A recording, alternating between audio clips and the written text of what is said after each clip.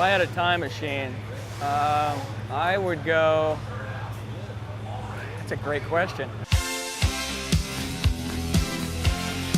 Oh, I'd go back to the 50s and just be like one of those cool guys, you know, t-shirt rolled up, driving a 55 Chevrolet. If I had a time machine, I think I'd probably want to go back to the 1960s. That was all in the hot rod era with all the cool Camaros and Novas and Mustangs. I would love to go back to when my grandfather was racing and just to see the whole era of drag racing starting, because for me, that's what motivated me to get into drag racing, was the stories that I heard from what they did back in the 60s.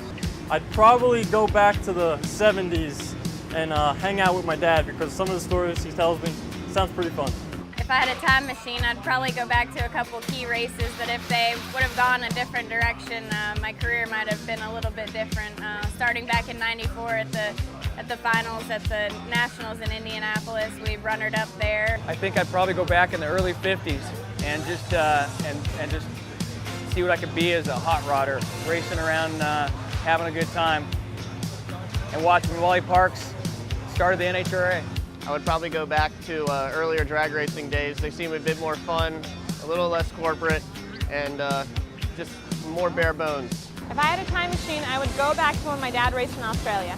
Other than the really important historical stuff throughout the years, I'd go back and play against Babe Ruth, and I would go back to the 50s and start drag racing right then and there.